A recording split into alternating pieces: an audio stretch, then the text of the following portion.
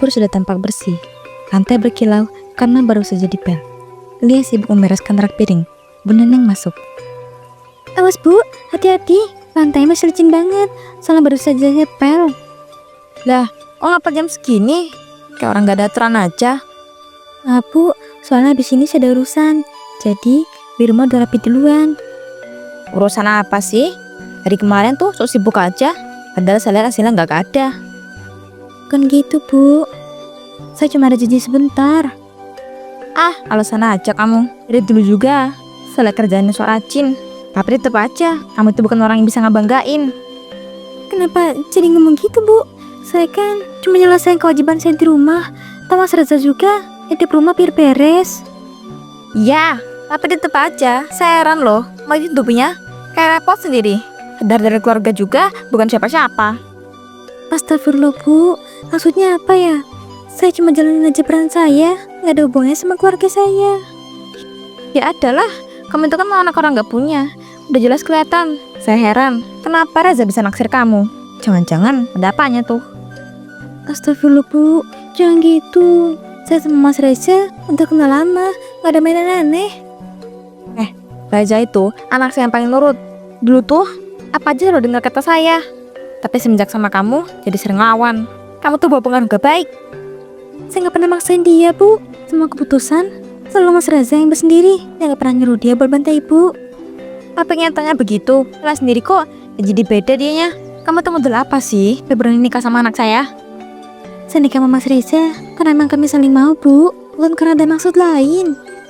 Lah, gak percaya saya. Mungkin anak saya yang pintar itu jadi kamu. Kalau gak ada sebab yang aneh. Saya gak tahu lagi lah Bu, harus jelasin gimana.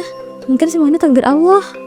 Yang bawa takdir. Kamu itu untung loh waktu itu. Jangan nurut penuh sama saya. Enggak, udah pasti saya larang dia nikah. Kalau gitu, saya berterima kasih Bu. Nah, gimana pun juga, saya sudah terima. Meskipun dengan berat hati. Terima. Jangan kegeeran ya. Saya ini cuma gak mau bikin ribut aja. Tapi hati kecil saya gak pernah rela. Ya sudah Bu, saya minta maaf kalau sampai sekarang Ibu masih belum bisa ikhlas sama saya. Tapi bakal tetap jalin kewajiban saya di rumah ini. Jalanin aja. Jangan berharap ya saya bakal sayang sama kamu kayak menantu sepenuhnya. Terserah Ibu mau bilang apa, saya bakal tetap hormat sama Ibu. Nah Ibu, orang tua saya juga sekarang. Kamu manis aja kamu tuh. Udahlah, saya mau dengerinnya. Ini penting saya. Sekarang Ibu beres dulu ya Bu.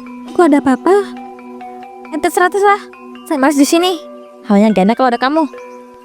Bu Neneng pun keluar dari dapur. Beberapa jam kemudian, dia pulang setelah menyelesaikan urusannya. Dia masuk sambil membawa kantong plastik kecil. Di ruang temu, Bu Neneng sedang santai menonton televisi. Mau makan enggak kamu? Saya lapar nih. Ada yang bisa dimakan enak. Ya Bu, saya beli pecel 2 bungkus. Saya ingat juga sama Ibu. Makanya saya beliin sekalian. Sini cepet. Saya udah lapar banget nih. Iya Bu, saya taruh di meja ya. Nanti kita makan sama-sama.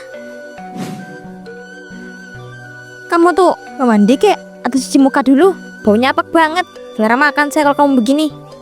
Yaudah Bu, saya ke kamar mandi dulu. Tak lama kemudian, Lia keluar dengan rambut basah, wajahnya segar setelah mandi. Ia pun melangkah ke ruang temu, lalu kaget melihat plastik dan bungkus pecel sudah kosong. Loh, Bu, pecelnya habis. Ibu habisin 2 bungkus ya? Iya, kenapa emangnya? Saya lapar, udah saya makan semua. Toh di rumah juga ada sayur enak. Tapi Bu, itu 2 bungkus langsung saya buat berdua. Untuk Ibu sama saya. Saya juga belum makan dari tadi. Lihat saya kita makan bareng. Kami saling kali. Lagian tadi udah belum lapar saya nggak tahan. Tapi kamu kan bisa. Kamu makan aja tuh, jangan banyak protes. Lia menunduk. Ia membuka tudung saji dan mengambil nasi serta sayur pagi tadi. Dia makan. Setelah selesai, Bu Neneng memanggilnya. Ya, sini bentar. Kamu ada simpenan duit gak? Ada Bu, emang kenapa? Sinilah, saya mau beli sesuatu. Lagi kepengen.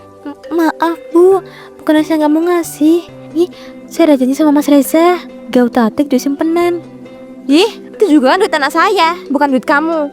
Gak ada hak kamu nahan-nahan. Ibunya, saya lebih berhak daripada kamu yang cuma istri. Tapi Bu, gimana pun itu mana dari Mas Reza. Saya harus jaga. Kalau saya kasih tanpa izin, nanti saya dimarahin. Lah, kamu takut sama suami kamu, tapi gak takut sama saya. Saya yang ngelahirin dia. Harusnya kamu lebih nurut sama saya. Kali ini benar-benar gak bisa ya Bu. Saya benar-benar gak berani. kita kok bikin Mas Reza kecewa. Itu ya, dasar natu durhaka. Dan minta malah ditolak. Nah kayak kamu, ternyata dua anak saya. Emang masa begitu, Bu? Cuma menjaga amanah aja. Aman apaan? Semua juga baliknya ke anak saya, bukan ke kamu. Itu siapa coba? Berani-berani yang ngatur-ngatur. Saya mohon maaf ya, Bu, kalau Ibu ngerasa kesinggung. Tapi saya benar-benar gak bisa kasih. Ih, awas ya kamu. Kalau kamu bikin saya sakit hati, azabnya cepet datang. Lihat aja nanti kamu.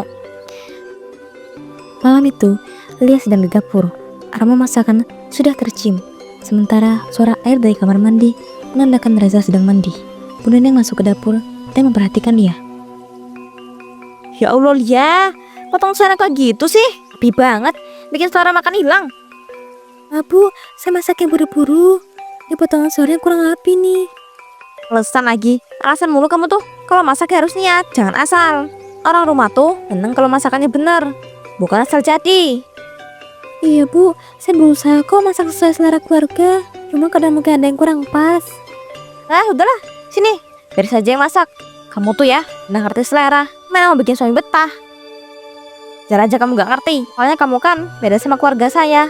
Tanya aja udah jauh.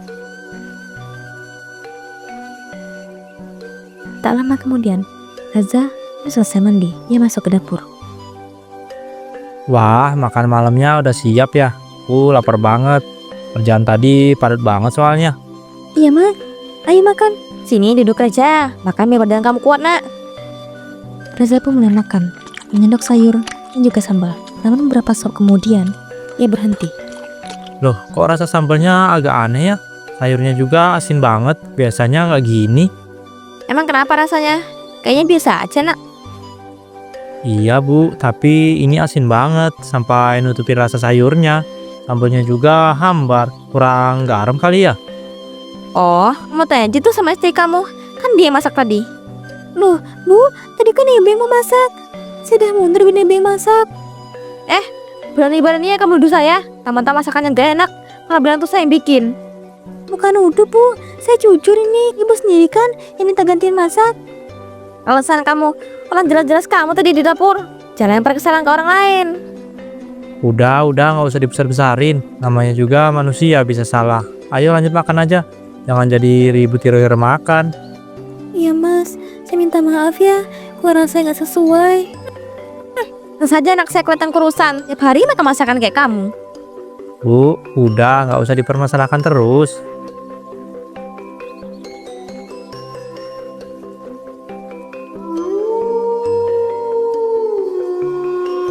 Malam semakin larut. Lia memilih untuk tidur lebih dulu.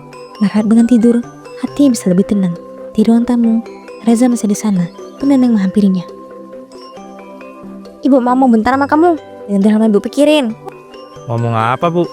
Kamu bahagia nggak nikah sama Lia? Jujur aja sama ibu. Bahagia lah bu. Toh nggak ada masalah sama Lia. Emangnya kenapa nanya gini? Bukan apa-apa nak. Tapi kamu kan, keluarga kita sama keluarga dia tuh jauh beda. Dari mana-mana aja kelihatan banget. Beda keluarga emang iya bu. Tapi emang itu jadi masalah. Buat aku pribadi sih enggak. Kamu kok santai banget sih nak? Coba deh kamu lihat. Sehari-hari itu nggak pernah bisa yang keluarga kita. Cara masak, sikap, sampai dah hidup. Bu, ya biarin aja lah. Emang dia harus sama persis kayak keluarga kita. Kan setiap orang punya cara masing-masing. Kamu kenapa jadi gini sih? Gue ngomong kayak gini tuh demi kebaikan kamu, supaya kamu dapat istri yang lebih pantas buat dampingin kamu. Tapi bu, aku udah pilih Lia dengan sadar. Kenapa masih aja dibanding-bandingin sama orang lain? Allah ibu izinin kamu, karena ibu kasihan sama kamu. Kamu kecewa, ternyata selama ini bener aja. Dirimu itu kontribusinya di hidup kamu. Bu, ibu sadar nggak? Sekarang ibu lagi hina Lia loh. Hina apanya? Cuma ngomong fakta kok. Jelas setiap hari itu kelihatan. Fakta menurut ibu, tapi belum tentu itu kebenaran bu. Dia berusaha kok. Bahkan tiap hari dia kerja keras ngurus rumah. Ya keras apanya nak? Yang ibu lihat, dia bikin kamu tambah susah. Kamu sekarang juga ngasih jadi bantah ibu. Bu, aku nggak pernah bermaksud bantah. Aku cuma pengen jelasin. Jangan sampai ibu salah paham. Udah, gak usah dibela terus dianya. Sejak nikah sama dia, kamu berubah, menurut lagi. Aku udah gak sayang lagi sama ibu sendiri. Bu, jangan ngomong gitu. Aku tetap sayang sama ibu kok. Nggak ada yang berubah sedikit pun. Kalau kau masih sayang, apa kau bela dia daripada ibu? Aku nggak milih-milih bu, aku cuma pengen adil. Aku kan anak ibu, sekaligus suaminya Lia. Dua-duanya punya hak aku juga.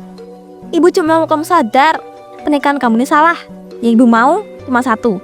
Kamu pertimbangin lagi pernikahan kamu sama Lia. Titik. Bu, Udah, terserah kamu. Udah ngomongin semuanya. Sebulan kemudian, hari-hari Lia penuh dengan penderitaan. Ia terus menahan hinaan dari mertuanya. Siang itu, saat matahari terik, dia tengah menjemur pakaian di halaman belakang. Tiba-tiba, Bu Neneng datang, bawa sebuah tas berisi pakaian. Sini kamu, keluar ke depan. Astagfirullah ibu, maksudnya apa? Selesai jelas. Ada muak, lihat muka kamu di rumah ini. Kamu itu jadi beban aja buat anak saya sama saya. Saya gak ngerti, apa salah saya? Sama ibu, gak pernah ngelawan. Saya juga kerjain kewajiban saya sebagai istri Mas Reza. Salah kamu? Jelas, karena kamu itu miskin. Kamu gak pantas warga saya yang terhormat. Astagfirullah bu, namanya saya ikhlas terima hinaan ibu. Saya ngurus rumah, jaga ibu waktu ibu sakit. Saya berusaha jadi menantu yang baik. Tanpa saya diusir, karena keluarga saya miskin. Saya gak peduli ya sama yang kamu kerjain. Saya tuh gak suka sama orang miskin. Ngerti gak? Alergi liat kamu di rumah saya. Bu, saya juga manusia bu, sama kayak ibu. Kok kita beda ya? Kamu tuh kayak kotoran yang ke rumah saya. Saya nikah sama Mas Reza, bukan nyusahin. Saya sayang sama dia dengan tulus, gak maksud lain. Terus apanya? Yang ada kamu nempel sama dia itu manfaatin dia biar bisa hidup enak, ya kan? Ya Allah bu, saya gak pernah lihat kayak gitu. Saya cuma mau jadi istri yang baik, gak lebih. Udah, gak usah banyak drama. Sekarang bawa tas kamu, angkat kaki dari rumah ini. Baik bu, saya pergi. Semoga Allah bukakan hati ibu, gak terbenci sama saya. Bapak Allah, kamu tuh hinaan buat keluarga saya. Saya bilang ke Reza, biar dia urus surat cerai. Kamu dan muka kamu di rumah ini lagi. Kalau emang menurut ibu saya gak pantas, saya bakal pergi. Nah gitu dong, sadar diri juga kamu. Sore itu, Reza baru pulang kerja. Ia masuk ke rumah, suasana terasa sunyi, tak seperti biasanya. Kamu lagi nyari-nyari dia nak. Dia udah gak ada di rumah ini. Siang tadi, aku sendiri yang usir dia. astagfirullah bu. Masa ibu tega sih usir Lia? Dari awal kan ibu udah bilang sama kamu, lebih jelas-jelas gak serak sama dia. Tapi kamu bandel, tetap pertahanin dia.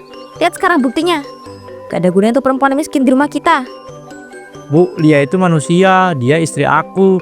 Dia bukan benda yang bisa dibuang kapan aja. Cuma karena ibu gak suka. Selama ini dia sabar banget bu, meskipun ibu sering hina dia. Itu cuma pura-pura aja lah. Dia bisa nebeng sama kamu. Mau jangan banget tipu. Ibu ini udah hidup lebih lama. Aku tahu mana orang yang tulus dan mana yang model muka manis. Bu, jangan ngomong sembarangan begitu. Kalau Lia mau jahat, dari dulu dia udah bisa bikin aku benci sama ibu. Tapi dia gak pernah lakuin itu. Kamu nih, kenapa sih? Susah banget diingetin.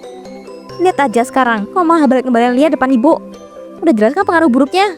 Gara-gara dia jadi ngelawan. Bukan gitu bu, aku cuma mau jelasin ke ibu kalau sikap ibu selama ini nyakitin dia. Aku ini anak ibu, tapi juga suaminya Lia. Jadi maksud kamu sekarang apa? Malah pilih perempuan miskin itu pada ibu yang udah ngelahirin kamu. Kamu sadar nggak? Kata-kata kamu itu nyakitin hati ibu. Astagfirullah, ibu tetap ibu aku yang wajib saya hormati. Tapi Lia juga kan istri aku bu. Kenapa sih bu? Sulit banget buat ibu nerima dia apa adanya. Karena dia emang gak pantas Reja. Itu bisa dapat perempuan yang lebih dari dia, yang setara sama keluarga kita, bukan perempuan kampung.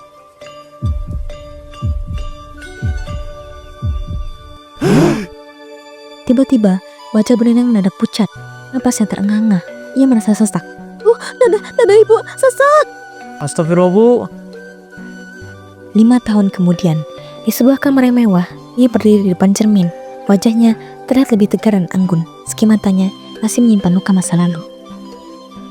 Alhamdulillah, semua usaha keras selama ini gak sia-sia. Dari hinaan, dari nol, akhirnya aku bisa bangkit dan punya usaha sendiri. Bu Neneng, dulu ibu bilang aku miskin, hina, gak pantas di keluarga ibu. Kata-kata itu masih terngiang sampai sekarang, pernah hilang dari ingatan aku. Tapi justru karena hinaan itu, aku jadi kuat. Aku bisa berdiri sendiri tanpa siapapun, bahkan pas suamiku dulu. Semoga suatu hari ibu dapat hidayah biar sadar kalau ngerendahin orang lain itu gak bikin bahagia sedikit pun. Beberapa hari kemudian, Lia ke rumah sakit untuk menemui temannya, Wulan, yang bekerja sebagai staf di sana.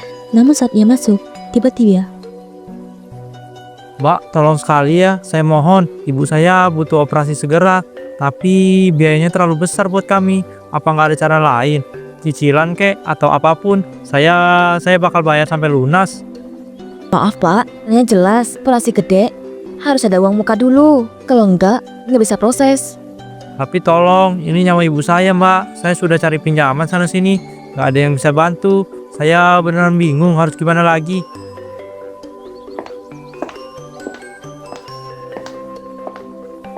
Dia, maaf ya, temuin kamu sekarang. Dulu bentar ya, aku lagi ada urusan ini. Lia, ini beneran kamu Lia? Ya Allah, Lia, ini kamu nak. Gue gak percaya, kamu berubah banget sekarang. Kelihatan cantik.